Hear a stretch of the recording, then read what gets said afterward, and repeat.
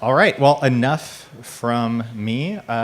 Please welcome your moderator from KUOW, Ross Reynolds. Good evening. Seattle, the kind of place where people come out on a beautiful spring evening to talk about nuclear war. Thank you so much for being here. It is grim to think about, but there are 10,000 nuclear warheads held by 9 countries around the world. If India and Pakistan used those weapons against one another, 20 million people would die instantly.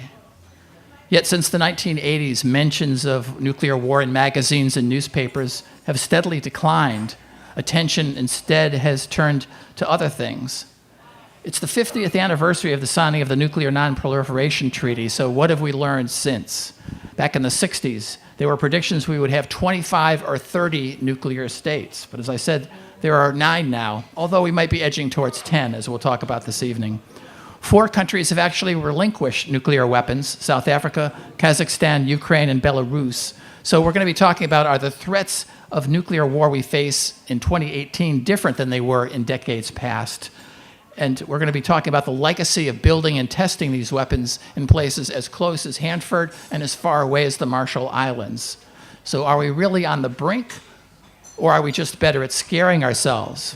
We're going to be discussing this and taking your questions afterwards. And I'm really pleased to have our panelists here this evening. Scott Montgomery is an author, geoscientist, and affiliate faculty member at the University of Washington Jackson School of International Studies. His books include Seeing the Light, Making the Case for Nuclear Power in the 21st Century with co-author Thomas Graham. And also with us, I'm delighted to have Holly Barker, who's a senior lecturer in anthropology at the University of Washington. Holly's focus has been Cold War culture, public policy, and Oceania. So I was delighted that I could have a brief conversation with her about the Kingdom of Tonga, that I can almost never have that conversation with anybody else. So great for being here. I wanted to start out with having you both talk about some of the close calls we have had in the past. How close have we come to nuclear war in decades past? Scott? So 1983, not 1962, was the most dangerous year by far. 1962 was the Cuban Missile Crisis. I'm sure I see a few people that are from the Cretaceous, like myself, that remember that particular event rather fondly. However, 1983, which we didn't hear about anywhere near as much, had 2 incidents, 2 very close calls. The first one was a mistaken missile launch that was read by a Russian surveillance post. Some of you have heard the name of the gentleman who actually saved the world that day. His last name is Petrov. He was lieutenant colonel. And the Russian surveillance data system detected first 1, then 2, and then 5 missiles that were launched in the direction over the North Pole, which is the expected direction for U.S. missiles to have been launched towards Russia. There was great panic in his area, in his office, and in the data analysis station. He finally made a decision that 5 missiles was not enough, and they did not have visual confirmation of the missiles. No one saw them. They registered on the data system, but they did not appear in reality. And on that basis, and the basis of a small number, he decided that it was a misreading of the system. And so he prevented an alarm going up to the top and called it a malfunction. And he was right. As it turned out, the system was misreading reflections off of a series of very thick clouds. It was nothing more than that. So this was in September of 1983. In November of 1983, NATO launched a major simulated nuclear attack. This was a larger simulated attack and military exercise than they had ever done before. And it was reputed that the President of the United States the Secretary of State and Defense would be attending this. Now, Russia always figured that it would be a military exercise when the U.S. would actually launch a real attack. And the scale of this was so much larger, it involved thousands of more troops, and the movements that they made simulated what a nuclear attack would be expected to show. The Russians the Soviets overreacted and basically uncorked all of their missiles and put them all on high standby. And they have their nuclear football is called the Klega, which really means the basket. You know, neither one of the two countries had a very imaginative security group, but nonetheless, they were ready to launch very, very quickly. And it came down to one individual lieutenant general on the NATO side who decided to stand down and make the troop movements smaller, more compact, and then to basically stop all attack simulation altogether. He did not know the Russians were ready to launch, but they came this close. They were terrified of the United States in the 1980s. They knew they were behind, and they knew the United States, with Reagan at the helm, could make real threats. Reagan had actually, and again, my chronological colleagues can verify this, Reagan ratcheted up the rhetoric very, very high. And it wasn't just the evil empire, but he put a lot of money into the Defense Department. And the Soviets were very, very frightened of him and the US military. So we were quite lucky. The two individuals stopped this, one on the Soviet side and one on the NATO side. But these were very close. These were as close as it ever came. And perhaps the reason we think of 1962 and the Cuban Missile Crisis is because it was such a public confrontation and everyone was kind of focused on it. How long did it take before these incidents actually became public and known? They were not made public for 20 years. In fact, there is a book that came out, won a Pulitzer Prize about 4 years ago, called The Dead Hand by David Hoffman. It's a story of the nuclear security regime during the Cold War. It was written because a lot of material just was released by the Defense Department in 2010, and a lot of information that related to these two events was part of those releases. So they hold on to that stuff a long time, let me tell you, much longer than you would think. Holly Barker, when you think of close calls we've experienced over the era of nuclear weapons, what do you think about? Well, thank you, Ross. I feel, even just really recently in contemporary examples, thinking about what just happened in Hawaii and thinking about that miscalculated incoming missile that came, that warning that came in, that was just human accident too, just really underscores for me that we put all this faith in these systems, in our computers and our technology, and there are all these safeguards in place, and then there's human error. A guy in Hawaii who every day has gone to work and faithfully executed his job, and then one day, through the mishap, he's unable to turn off that signal. And for me, I guess those are the kinds of worries that I have, where I think all the eyes are on Washington, D.C., or we look at global centers, but we forget to think about the periphery and thinking where the areas where the missiles are, and thinking about Hawaii is not the place where we think of first when we think about nuclear exchange. And so for me, it just brings forward sort of the human flaws that we have, because it's human beings who ultimately need to design and maintain these weapons. systems. And so for me, I find that example to be very alarming. Friends in Hawaii who are reached out, they were doing things like opening up man covers and putting their children underneath. I mean, there was terror in the community of what that means, of incoming missile, combined with the idea of who our leadership is, and thinking that immediately, if there's a threat, thinking that our leadership in Washington, D.C. is going to respond with full force. And so I think those combinations of insecurities in the system coupled with erratic political behavior out of our leadership, I find that to be terrifying. Holly, do you think it's different than it's been in the history of nuclear weapons from 2018 to 10 years ago, 20 years ago, 30 years ago? Is it the same kind of threat? I think the threats evolve over time because they depend on political systems that are constantly evolving.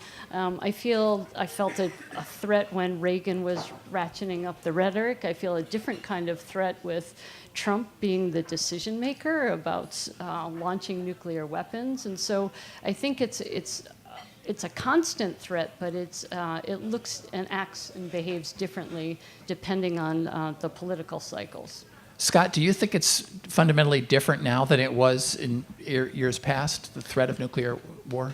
I think it's changed radically since the Cold War. Despite the fact that there are not a great many more nations that have nuclear weapons, the real threat now is not global nuclear war, it is regional nuclear war. But there are many regions to be worried about. You've obviously heard, or probably heard, about the decision that was made yesterday.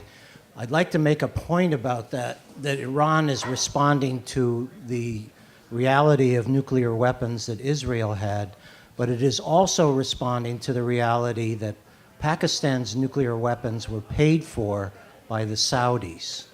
And if they asked for them, then they don't have to ask nicely. They could have them. So Iran's response, there is already a nuclear arms race in the Middle East. There is also a nuclear arms race between Pakistan and India. There is potentially a nuclear arms race between North Korea and the US. We'll have to wait and see how that comes out. And there is a nuclear arms race in submarines between the US and Russia, and a brand new one between the US and Russia. As you may have heard, Putin gave a speech, this is in March of this year, talking about the invincible modernization of his nuclear arsenal. And then we responded very quickly with modernization and flexibility. It's a great euphemism, isn't it? Flexible, which means many different levels, a great diversity of nuclear weapons for all occasions, Thanksgiving, Christmas, whatever. So the point is that there are less nuclear weapons. There are probably actually about 15,000, the vast majority obviously in 2 countries.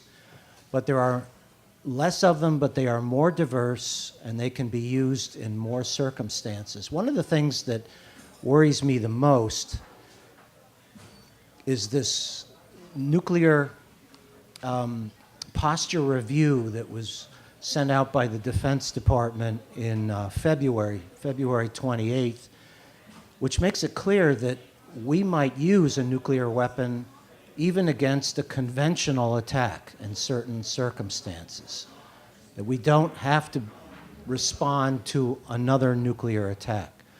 So the limits on when these weapons might be used seem to have been taken off altogether. During the Cold War, it had to be mutually assured destruction, although there are many things wrong with that. It was more a public relations idea than a reality. But there are many things to worry about. One of the greatest things to worry about, and I guess we'll talk about this later, is non-state actors. So this could be terrorist groups, or it could be a person leading a black market in nuclear material. Both of these things have actually been the case in the past and been stopped. I do want to get back to that. I want to get back to Iran. There's much more to talk about there, and also the situation with North Korea. But I want to talk about the impact of the production and testing of nuclear weapons close to home. And of course, the Hanford Reservation is where the fuel for the Nagasaki nuclear bomb was made. Holly Barker, could you talk about the lasting impact of that, which is still being felt? Yeah. And I think everybody in Washington State, too, this is the way that it connects us to these issues, that issues of nuclear weapons tests they're very much about us, both with the Bangor submarine base nearby, with the Hanford facility. But for me, I guess my background's in anthropology, so I think about the cultural impacts of nuclear weapons and thinking about the inequities that are built into the system. So thinking about, in the case of Hanford as being the place where the uranium was processed or the plutonium was processed for the nuclear weapons, that, first it came from the ground. Much of it came from native land, from the Spokane tribe, impacting indigenous communities there. And then the tribes, the Yakima, the Nez Perce, the Umatilla, are removed from their land for the Manhattan Project to then process the plutonium into the weapons. And then the radiation that fueled the bombs then go out to places like Nagasaki and the Marshall Islands. So what we produced in Hanford traveled in those weapons out to faraway places like Japan and the Marshall Islands where it was detonated. That radiation then gets released and gets absorbed into the bodies and the environment and the biosystem. And now, in the case of the Marshallese, there are lots of people from the Marshall Islands who come to Washington State trying to get cancer care for their cancer that's caused by radiation that was processed in Washington State. So we've got this gigantic kind of global cycle that's happening. And so for me, I think about Washington's role. Like, it's an important part of our history. I don't think the Hanford facility gets talked about enough in its roles in creating and supporting the Cold War efforts, and also in our history and legacy of how to clean up and respond to those issues as well. But it ties us into these stories. I think these stories about nuclear exchange, it's not just about Iran or Washington, D.C., or all these far locations. It's all of those places in between. It's all of us. And so seeing ourselves in this story, I think, is imperative also to, I think what we'll talk about later is how we then take action on these things collectively and feel that it's our responsibility to do so. You spent a lot of time in the Marshall Islands, and I wonder if you could expand on the impact of nuclear testing there. Was it in the Marshall Islands? Rates of cancer because of those things happening. What's the lasting impact on those people? Dustin, can we show an image, please? I've got some stuff from the Marshall Islands. I went out to the Marshall Islands originally as a Peace Corps volunteer. Could we go to the next one, please? Back one, please. Okay, we'll do that. Yes. I initially went out as a Peace Corps volunteer where I lived out there, learned the Marshallese language, and then after Peace Corps, I went to work for the Marshall Islands Embassy in Washington, D.C. I worked there for 15 years, and my job was to conduct research in the Marshall Islands for the government of the Marshall Islands to document the impacts of U.S. nuclear weapons testing in the Marshall Islands. So I studied how the detonations of the weapons just impacted every aspect of life out there, for how it impacted the environment, the health of the people. There were extensive biomedical experiments that happened in the Marshall Islands. U.S. weapons laboratories were using the Marshall Islands to further develop their nuclear weapons. So they would study with each of the 67 detonations that happened in the Marshall Islands from 1946 to 1958. Each one of the weapons, there were dozens and dozens of scientific experiments connected to each one. And then the weapons development laboratories, their physicians, their biologists, they were out in the Marshall Islands collecting data, studying what the weapons of mass destruction did to the Marshallese people and their environment. And then they could take that data back to the weapons laboratories and then further tinker with their weapons to improve upon them and make them better at weapons of mass destruction. And so it is through through sort of the bodies of the Marshallese people and their environments that a lot of the knowledge that's built into our weapons has been collected. The picture on the right there is Bikini Atoll in the Marshall Islands. Bikini, which most Americans know as the bathing suit rather than the ground zero testing location in the Marshall Islands. And that's a test, an underwater test, the Baker shot from 1946, that was testing to see how naval ships would endure a nuclear weapon. And so you can see the naval ships that are anchored in the lagoon there, and then there are a few shadows that are inside of the mushroom cloud, and then many of those naval ships are now at the bottom of Bikini. So in the Marshall Islands, the total yields of those 67 weapons, one test alone, the Bravo test, was the equivalent of 1,000 Hiroshima-sized bombs. And so the types of experiments that they were doing in the Marshall Islands is really the basis for much of the weapons development. And then quickly, and so I don't take up too much time, the picture on the left is from the other ground zero location in the Marshall Islands, Eniwetok. And the darker circle to the right is a crater that's left in the lagoon. There used to be reef there, but it was completely obliterated by a detonation. And then behind that is a nuclear waste storage facility in the Marshall Islands that's full of plutonium that came from Hanford. And so when the U.S. cleaned up the Eniwetok, they bulldozed all of the plutonium-filled soil from the land into the crater that was left from one of the detonations and put a cement cap on top of it. U.S. municipal garbage could not be stored at that level, but that contains plutonium. So, if we think about issues of security, think about issues of sea level rise and climate change, and how that intersects with the nuclear era, where we have nuclear waste storage that is completely unmonitored. There are no fence, this isn't fenced off, and it's about 15 feet away from the Pacific Ocean. So there are different kinds of security threats for different populations.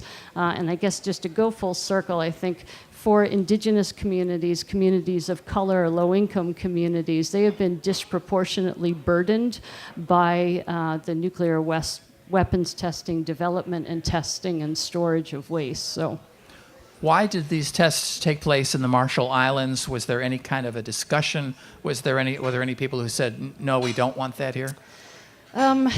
Those are all issues that are really talked about quite a bit, but it was the Marshall Islands' geographic location is what made it an asset to the U.S. government, where it's seen as someplace that's very far from the concern at the time, whereas Soviet eyes.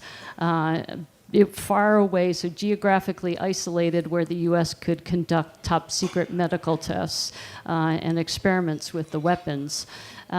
The Marshallese were technically asked. It was more of a Hollywood production type event where they said, would you please help us to create a device that could make sure that there was no more war? And this was right on the heels of World War II, where the Marshallese had endured very intense Japanese occupation, military occupation of their lands through World War II.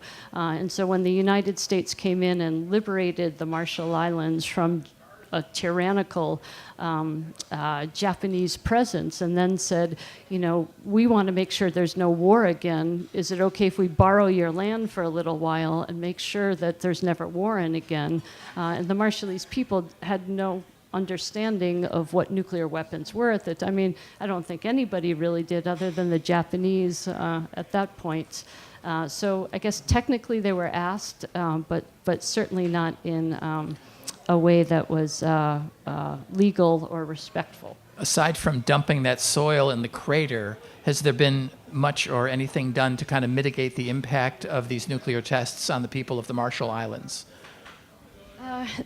There has been almost no U.S. responsibility for the health or environmental impacts. which is part of the reason why Marshallese are coming to Washington State for health care. I attended a funeral for a Marshallese member of our Everett community just over the weekend. Still today in the Marshall Islands, there's no oncology in the Marshall Islands. So we know that exposure to radiation elevates cancer risks, and we know that the U.S. released inordinate amounts of radiation in the Marshall Islands, and therefore the Marshallese people are more susceptible and vulnerable to cancer. Yet if they live in the Marshall Islands and contract cancer, there's no cancer care that they can get in the country. It doesn't exist. There's no chemotherapy, there's no cancer treatment facility at all. So cancer is still a death sentence in the Marshall Islands. So the U.S. has said that the exposures of the people to radiation in the Marshall Islands were accidental. It was limited to, at this point, about 54 people that they say are still living and are affected by the nuclear weapons tests. They don't recognize second-generation effects, even for people who are living adjacent to those plutonium storage facilities. And so the U.S. has taken no responsibility for the impacts of the nuclear weapons testing. And so, again, it leaves these questions, and we haven't dealt with our legacies of the past. How can we ever think about that we can maintain these weapons or these systems responsibly going forward? Did I hear you right? People are still living in close proximity to some of these highly radioactive sites even today? So the community on Eniwetok, they don't live on the island where the actual nuclear waste storage facility is, but they live on islands that are just adjacent within the same system. The Bikini Ins do not live on Bikini right now. There was a time where the U.S. government resettled the Bikini Ins in 1970s so that they could study how the Bikini Ins would ingest radiation from their environment into their bodies, and the United States could then study human beings as part of the biological movement of radiation. The Bikini Ins then ingested more cesium than any known human population and then left the island again. And so they have those health burdens, but they're not on their home islands. President Trump, I think, as you mentioned, Scott, has talked about developing new nuclear weapons. Just to be clear, what restrictions are there on the presidential use of nuclear weapons? Do you mean the... Can the president just launch a nuclear attack? Okay, so the process, as discussed by this gentleman, Bruce Blair, who's been involved with trying to create the actual process by which this happens, lays out a 9-step procedure. It's not just Trump with his big button and he pushes it down and off go the missiles. It actually happens very quickly, which is a little bit disconcerting. But the set procedure, and I have to emphasize that he is not beholden to this by law.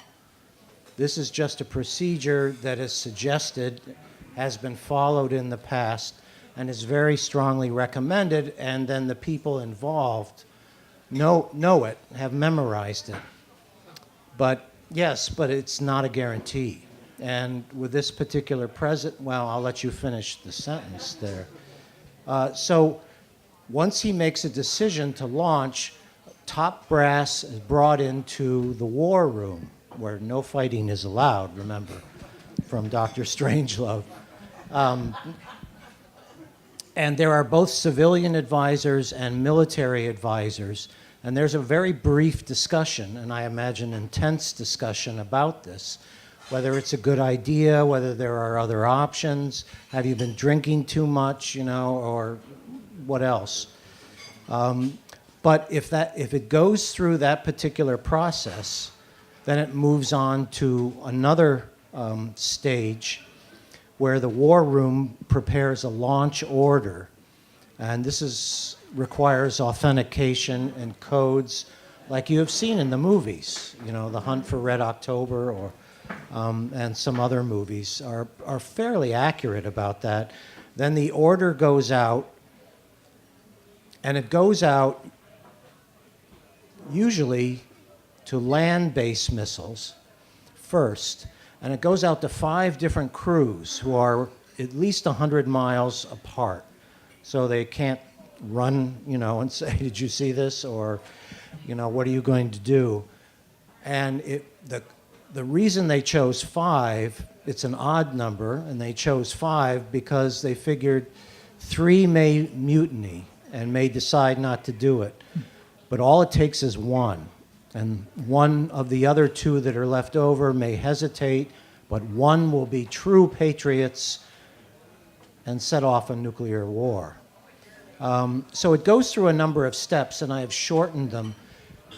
This is somewhat reassuring in that the president just does not push a button, that it does rely on other people, it does rely on a certain level of review, and these other individuals can say no and can stop the process if they feel that it is inordinately insane. Who can tell the president, no, you cannot do this? Oh no, people can do that. Haven't you been watching Homeland? No, you could say, by whose authority does someone tell Donald Trump, you may not carry out this nuclear attack? Who's the authority to tell him no? Well, that would require a consensus of the war room personnel. Mm-hmm. We have a better option. This will not result in as much damage and will not result in a counterattack on the United States. So there is the potential for them to reject the president. They'll probably lose their jobs over that. That would be a wild guess, but it can be stopped. The president has the only legal authority, but he can be countermanded. But as you preface these remarks by saying this is a procedure and a custom, but Correct. It's not the law.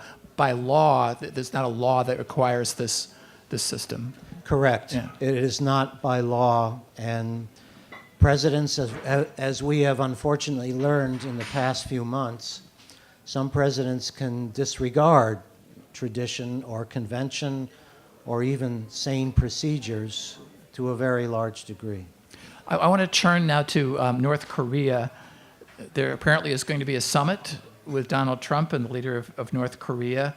There have been statements about denuclearizing the peninsula. Could you kind of briefly explain where we are at right now when it comes to that? Well, I can tell you what I know. I'm not sure I'm up to date on everything. The term denuclearization is a very interesting one and requires some definition because there are a number of different definitions of that. This is a term that's been used by the North for quite a while, ever since the 1950s, when North Korea was quite worried about the U.S. using nuclear weapons. And as some of you may have read, I was too young, I'll confess that, but General MacArthur during the Korean War advised Truman to release or to allow the use of nuclear weapons when the Chinese had come in and pushed the Americans all the way down to Busan in the very south of the peninsula. Truman said no, and soon after relieved General MacArthur of his position. But in any case, at that point, the idea of denuclearization meant the removal of all nuclear material that was weapons grade and nuclear weapons from the peninsula, and removal of the prohibition of any nuclear armed ships to seek port on the peninsula, either in the south and the north. And now I'm talking about after the war. More recently, that has been broadened just by the meeting of President Moon Jae-in and Kim Jong-un, the North Korean leader. They have increased the definition of this. They talk about complete denuclearization, and this is really interesting. It includes what I just mentioned, but it also includes any military exercises in the area that simulate a nuclear attack. It certainly includes any U.S. ships in Korean waters. It includes as well a prohibition on the testing, the manufacture, introducing, possessing, or using of nuclear weapons on any site. Now, this also has to do with nuclear material, specifically weapons-grade nuclear material. The reason why this is very interesting is that the South Koreans have a very healthy, very robust nuclear power system. It gives them about 50% of their electricity. They are talking about doing away with a lot of it. But the industry itself is very eager to be able to reprocess the spent fuel, which would mean getting plutonium out of it and using the plutonium as a fuel in more advanced reactors. The U.S. has a nuclear deal with the South Koreans that prevents them from doing that. They meet every 2 years about this. The South Koreans have the intent to use a more advanced kind of technique to remove the plutonium and reprocess this, but it's still plutonium. And that would be weapons grade. The U.S. is probably the only one who's actually taken reprocessed material out of a reprocessing plant, which has plutonium, but not weapons grade as usually judged, but put it in a nuclear weapon and exploded it. That reprocessed material will serve as a weapon if you want to use that material. So this places the South Koreans' plans for reprocessing in a very questionable position. One thing we can at least give a certain degree of hope to is that this idea of complete denuclearization would really be complete. I mean, you could still say nuclear weapons in South Korea, but you couldn't have anything that dealt with that directly. And that would include North Korea, which has a pretty unhealthy supply of plutonium itself, which has been confirmed. You know, here in Seattle, we've seen the maps which show what a nuclear missile could do and how far it could reach all the way across the ocean. But there actually Guam is perhaps even more in the crosshairs should this go awry. Is that right, Holly? Yes, absolutely. And I think, you know, North Korea specifically brought Guam into the equation, where I think for most Americans, they don't think of our territories really as part of the United States. I think a lot of Americans forget that Guam is connected to the United States and is part of the United States.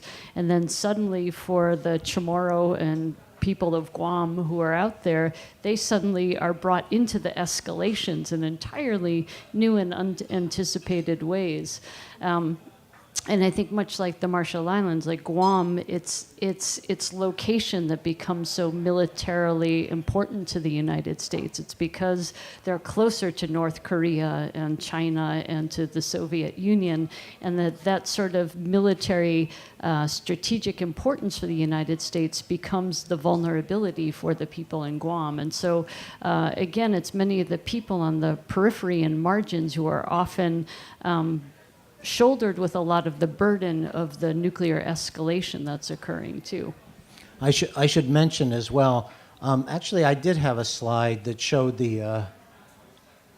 this one here. These are the missile ranges given in circles that the North Koreans have successfully tested. So the largest one is the Hwasong 15. This was tested late last year in November. They haven't tested anything since then. That can reach Washington, D.C. But what I'd like to draw your attention to is actually the short-range ones that were launched over Japan.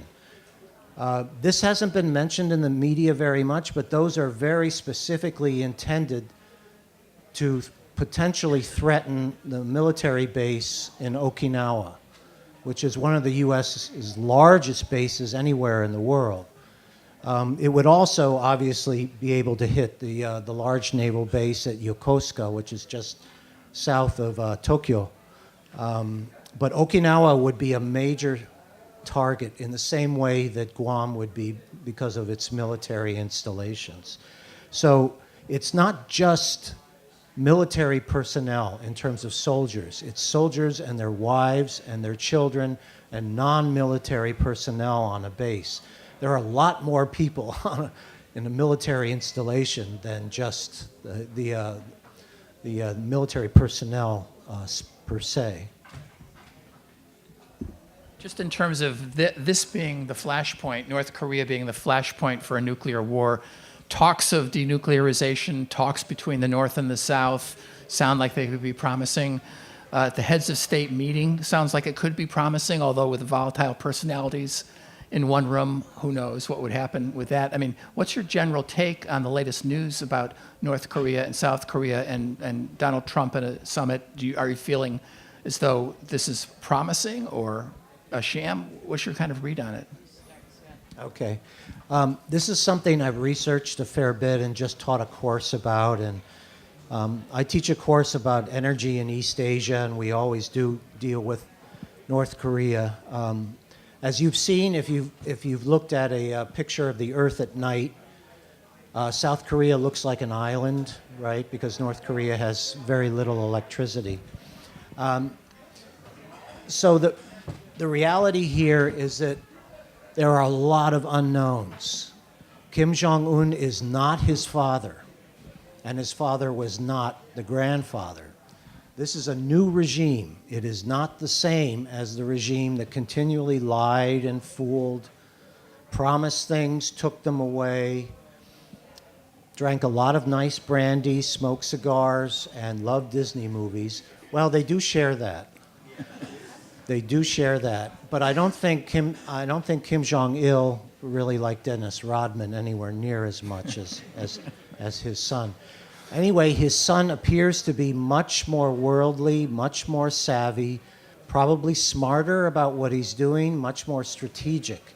He is not shy and retiring like his father. And so there are a lot of unknowns about this guy. Could he really be sincere about making these, about not just doing these overtures as, trying to manipulate Trump, but is he really concerned about his people and putting North Korea on the map as a legitimate nation state? Or is he really looking to pull one over on us and our president, be recognized as a nuclear weapons state officially, and therefore gaining enormous prestige worldwide as the 10th, or let's say the 9th country? We don't know. I'm willing to give him, I'm willing to be optimistic because I've been pessimistic for so long. And his country, the sanctions that Trump and Europe and the rest of the world have put in place are very serious. They're not serious enough to collapse the regime. They don't want to do that. They don't want to do it for a number of reasons. There are nuclear weapons there that would be up for grabs. There's nuclear material that could be stolen and sold on the black market. So we do not want the regime to collapse, and China will not let it collapse. So they are still supplied by a certain amount of fuel and food, machine parts, and other things. But there is hope, even though there's a lot of skepticism and some cynicism. So it's truly an unknown, and we will be witness to a very important event. I mean, I can't say anything more certain than that. Even if they get up and walk out of the room, this is the first time that an American president has ever sat down with a North Korean ruler. And North Korea has not been kind to the U.S. They have done some really nasty shit to our people and to our soldiers.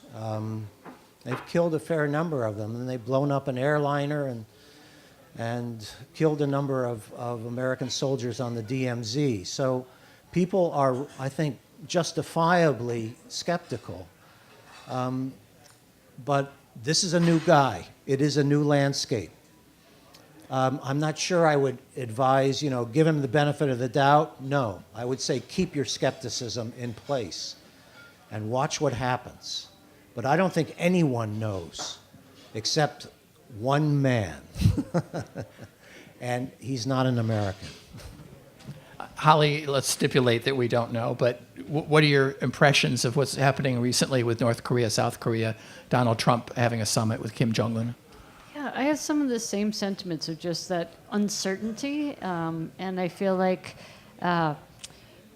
I feel like for a lot of the international negotiations, that it really, there almost seems to be like this source of pride, even of being able to dupe international regimes, to get, to be able to fool the internet, IAEA or something, and say like, oh, we somehow managed to evade detection, or that there really almost seems to be like almost like a little bit of pride or joy at being able to dupe those Western systems of nuclear accountability. And so I guess that leaves me with a lot of skepticism about, do we really have a good faith person that we're negotiating with, or is this just another setup to possibly dupe the international community? And again, I think we just have to wait. And do we have a president who might screw this up? That's another question that people are posing. Will he be the right man, for this unique opportunity? Let's turn to the other, of course, news of this week. The president is walking away from the agreement that 5 nations had with Iran to drop sanctions in exchange for Iran not moving forward on its nuclear weapons program. This has generated a lot of comment over the last couple of days about what this means. It kind of leaves the United States out of the picture, and there's all kinds of speculation on what this could mean for the future. Maybe first of all, Scott, do you think that this is the end of the agreement? There are more countries involved than the U.S., China, Russia, Great Britain, France. Does the U.S. stepping away from this basically remove the entire agreement? I don't think so. But of course, I could be wrong. Predictions are worth what you pay for them. So the Europeans are humiliated, and they are really very pissed off.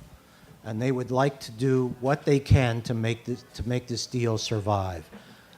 This has created a huge gap, even larger than it existed before, between the U.S. and its assumed allies.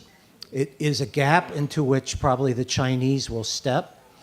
The Chinese are waiting for these kinds of opportunities to take the lead, and we are very willing to give them these opportunities. But in any case, the Europeans want to make this work. Russia is committed to it. China is committed to it as well.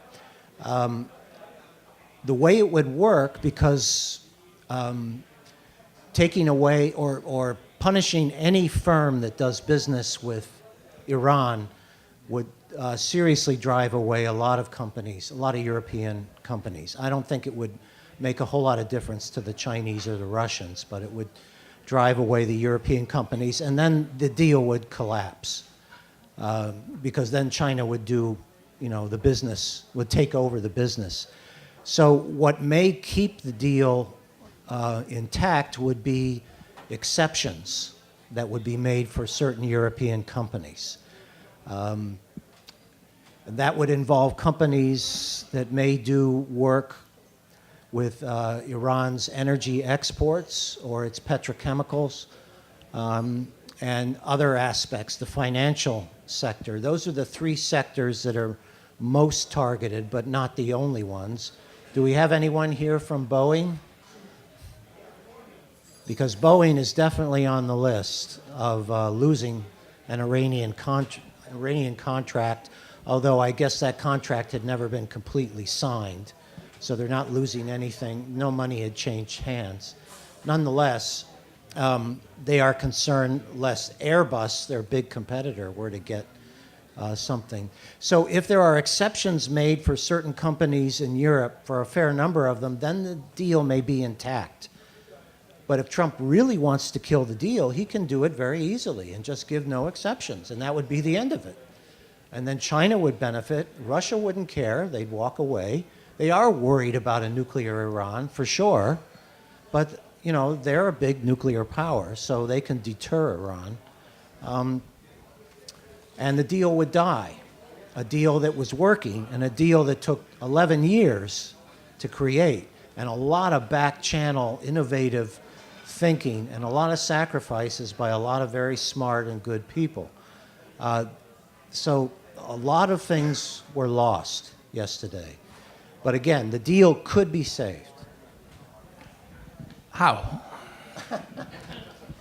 Well, it could be saved, again, if Trump grants exceptions to a number of companies in Europe so that they will not be penalized if they do business with Iran. Has he given any sign that he might do that to allow the deal to stand, even though he wants the U.S. out of the deal? He's given exceptions in his tariff war.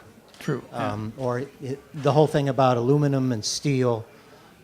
So he is willing to do that. He's shown that. In this case, this may be a whole different situation. So it's hard to read at this particular moment. I'd like to get your questions in just a few moments, but I did want to touch on the topic of non-state nuclear terrorism.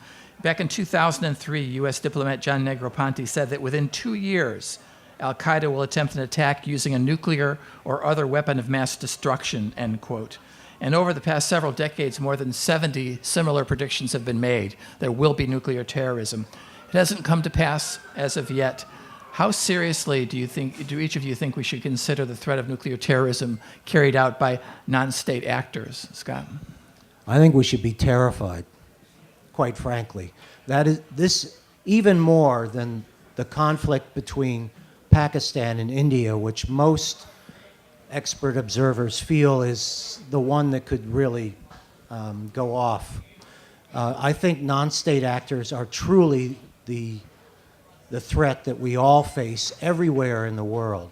Now, when we talk about non-state actors, it's not just terrorist groups. It could also be black market groups. So a gentleman who is called the father of the Islamic bomb, Abdul Quir Khan from Pakistan, stole the plans of a centrifuge system, an enrichment facility to create nuclear fuel, brought them to Pakistan and helped, and then the Chinese gave them actually the design for a nuclear weapon, and they were able to create the fuel and build the bomb. Later on, he ran a black market around the world of nuclear materials and nuclear technology. He sold material to the Syrians, to the Iraqis, to the Libyans, and to a number of other countries as well.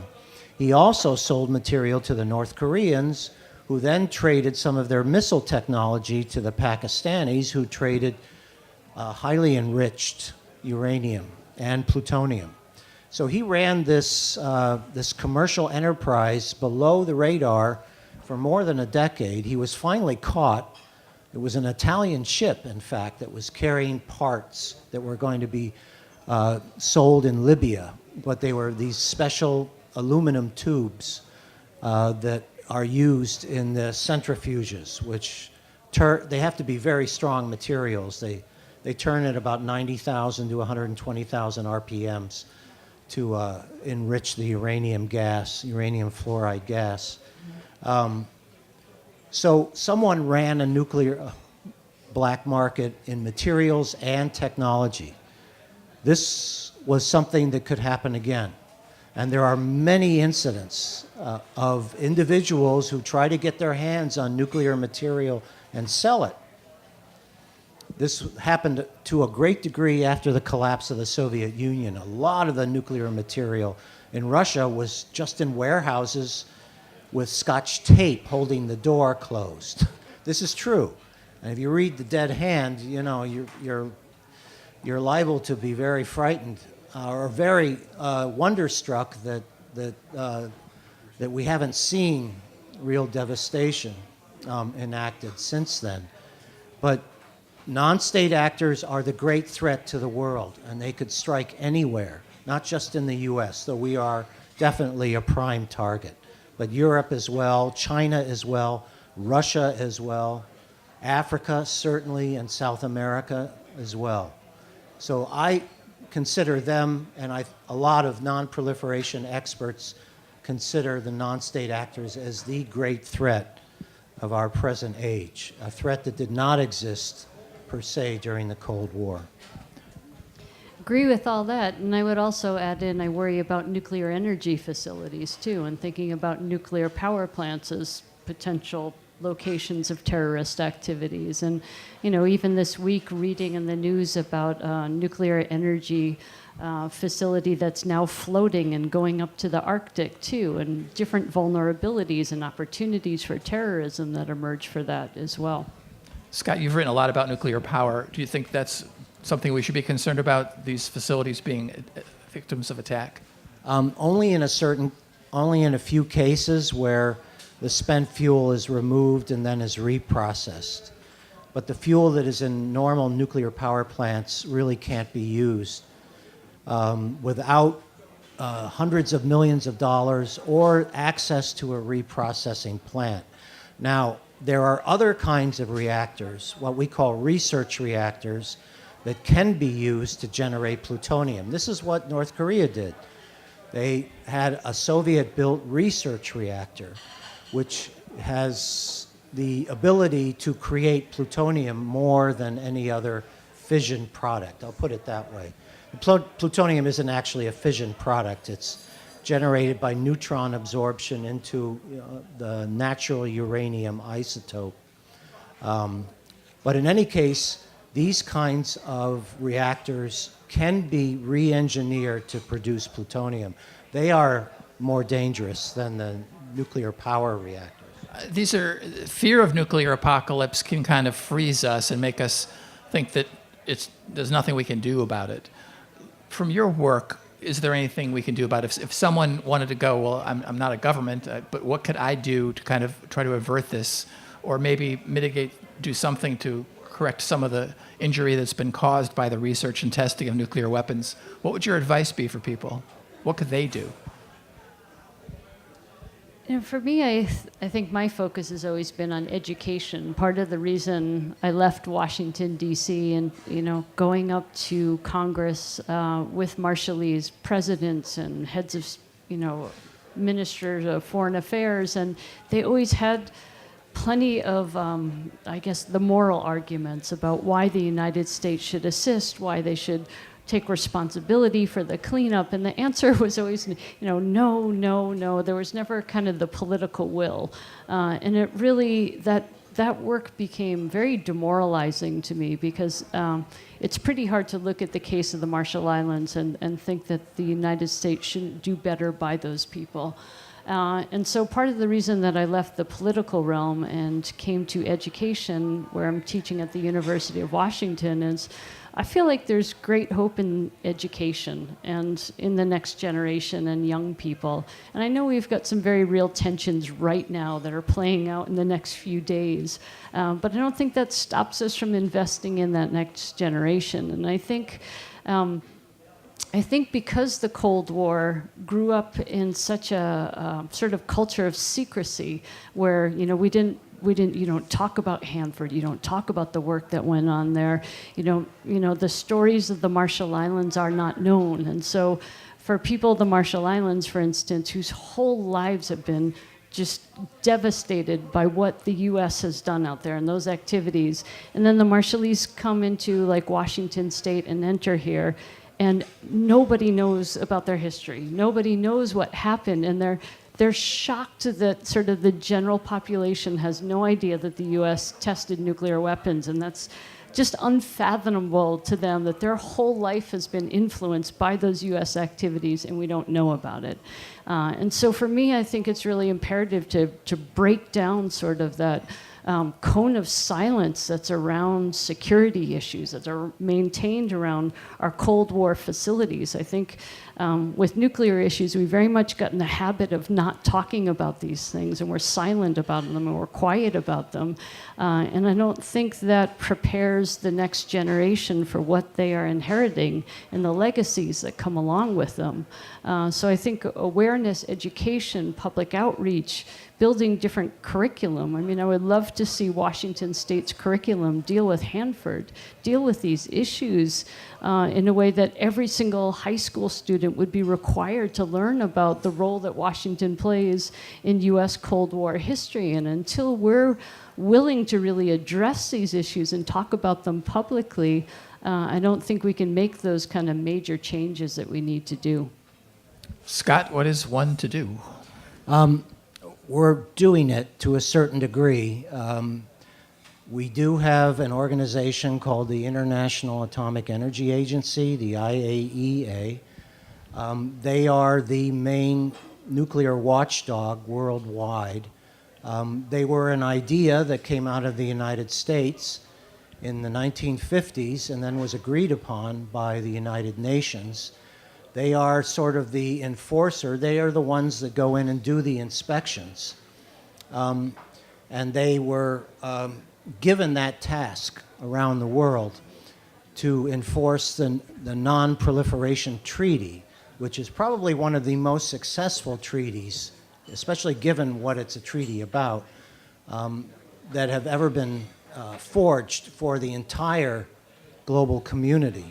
A lot more countries today that have joined the NPT, and a lot more countries exist today than did exist when the NPT was first brought into force in the 1970s. There is a great awareness among experts that the risks are higher now than they were during the Cold War. And they are more diverse and they are more widespread. And they are more worrisome because of all those reasons. And they are also worrisome because there are more people from diverse backgrounds who would make use of these materials.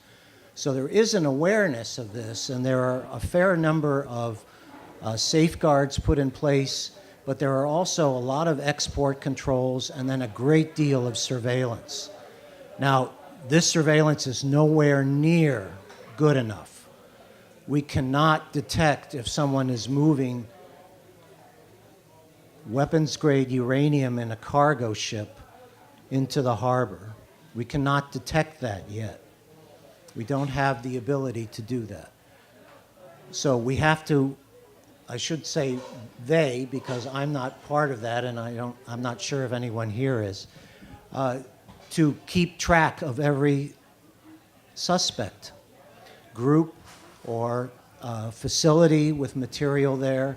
It requires a very rigorous and unbending and continuous, perpetual guardianship of this material. Now, that being said, we can give a great deal of thanks because the most threatening era was in the 1990s, when not only Russia, but Kazakhstan, Belarus, and Ukraine all had nuclear material that was available. The Iranians and the North Koreans all went to Russia to find material, to come back with technology. The North Koreans were enormously successful. They came back with missile technology as well as nuclear technology. That's why they have been so successful, whereas the Iranians have not. The Iranians were actually kept out.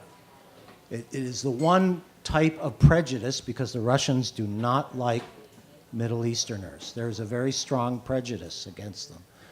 It's probably the one time that prejudice has ever done something that might be designated as helpful.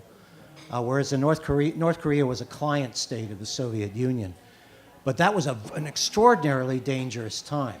It was also a time when a lot of that was solved by partisanship in the US, by Sam Nunn and Richard Lugar, a Democrat and a Republican, taking on the job of securing all of this nuclear material and weapons as well. They were all stockpiled also. And Russia had fallen apart, and the police had left, and it was chaos. It was really chaos. And very few people were guarding any of this. So some people feel, yes, we have to be very vigilant, and we have to have a perpetual guardianship and monitoring and surveillance. But perhaps the worst time is over. Now that's, again, a hopeful statement. I'm not sure that I share it entirely, but people are aware of this, and they do want to stop this. So there is some hope.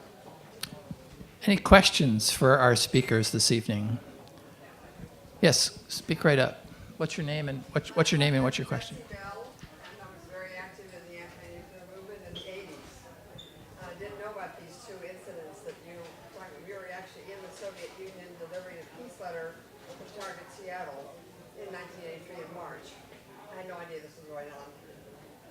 But my question is, listening to the whole unpacking of Trump's objection to the deal with Iran is about the short-range, what do you call them, ballistic missiles that were left out of the deal. Can you comment on that as a reason for actually breaking this agreement? I mean, it's... Yeah, one of the reasons that he said we broke it is because ballistic missiles weren't covered in the agreement. The possibility of them Yes. being used for a reinstatement of the nuclear power as a tool to use short range. I mean, I'm really interested in what you had to say about that. Scott? So one of the objections, and this is only one of them, to the Iran nuclear deal is that it did not include the launchers. In other words, the missiles for the nuclear weapons. These missiles are not exclusively nuclear warhead bearing. They're also conventional weapons. Most of these are based on Russian models, just like in North Korea. They are now at short range and mid range, though they do not have any intercontinental ballistic missiles. And they're probably not so interested in that. They're much more interested in being able to reach Israel than they are the United States. The missiles are not nuclear. And so they were not included in the agreement. And this was true also of the discussions with North Korea. The missiles there were not included in the discussions of denuclearization. And they probably will not be between Trump and KJU, as he's affectionately known as. So including the missiles is sort of a red herring. Because if you go on from that, you see everything else that he includes is essentially Iran's foreign policy. Its military engagements, its support for Hezbollah and Hamas and a number of other groups, its policy to support the Houthis and have a proxy war with the Soviets there. That's very dangerous shit there, because Iran does give them the missiles to launch at Riyadh, and they are doing that at an increased pace. But if you want a nuclear deal, you focus on the nuclear. Otherwise, what you're telling them is we want regime change. We want to actually wipe out your entire foreign policy and all of your quote-unquote malign, although I agree with that, your malign actions. Iran is never going to agree with that. Those are red herrings. Those are ways of destroying the deal and making sure it won't happen. And you can bet that Russia would never join in that, and neither would China. So I think those are real bogus reasons, even though there are serious people who still agree with that. Other questions? Was there one back here? Yes. Is there any kind of international organization of intelligence among the countries of the world that are actively looking at who might be terrorists or just not country actors? Right. So is there an international agency as opposed to the individual countries looking at nuclear? They come together in terms of sharing intelligence information about that. Non-state actors. Yeah. Do we know? Yes, that's gotten a lot better. Interpol is it's not just James Bond stuff. There really is an Interpol. And after 9... James Bond stuff, don't they? Yeah, they kind of do, although they don't look like Daniel Craig, a lot of them. And who does? Yeah. You know, I used to... Anyway. There's a lot more sharing of information after 9/11, because the breakdown between the FBI and the CIA and the NSA was, well, some of you have probably read The Looming Tower. It's a tremendous indictment of the U.S. intelligence agency. So there is a great deal of that going on. personally don't know enough to be able to answer your question more than that, but yes, it does exist, and intelligence is shared. It's not just between Israel and the U.S. We share intelligence with Russia over this kind of thing, and China as well. But we can't depend on Trump to pay attention to it? Or? Well, Trump isn't involved in this. And by the way, as you probably know, he's just been trashing the intelligence community in the U.S. They have to go about their job and do good work to try and save a lot of our lives around the world and ignore that nonsense. But no, he's not involved. Other questions? Yes, in bag. Kind of a two-part question, but how has modern technology affected nuclear weapon innovation compared to maybe 30 years ago? And then what responsibility do countries have to monitor nuclear innovations and hold each other accountable when that technology falls in the wrong hands? So how has technological innovation changed nuclear weapons, I guess? Any thoughts? Okay. So it's changed and it hasn't changed. So the major thermonuclear weapon that we have, or H-bomb as most of us call it, is called the B-61. It's a bomb that was essentially developed in the 1960s and deployed in the 1970s. And it's still it's still the United States' main thermonuclear weapon to be used.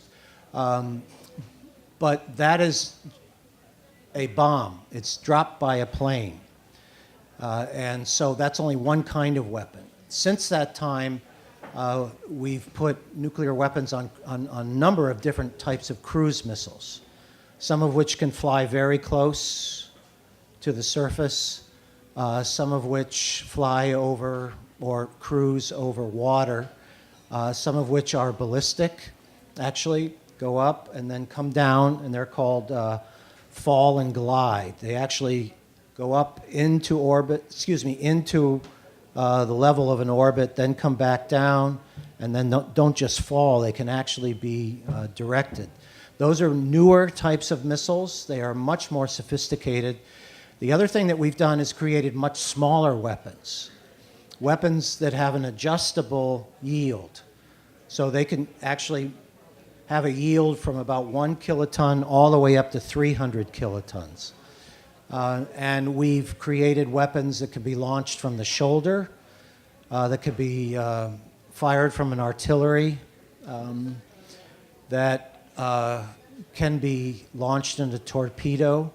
So there's the technological sophistication of nuclear weapons is such as to diversify them a great deal and make them usable in tactical and strategic ways, which means only in military situations, supposedly, right? So this is a reason to be worried because it makes them more usable. They aren't just to blow up cities and kill millions of people. They're to stop armies.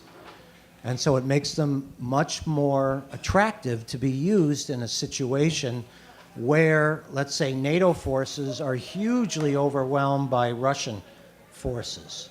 No nuclear weapons involved, but NATO's going to be crushed. So they use a tactical nuclear weapon. Doesn't destroy a city, kills lots of guys and girls these days, right?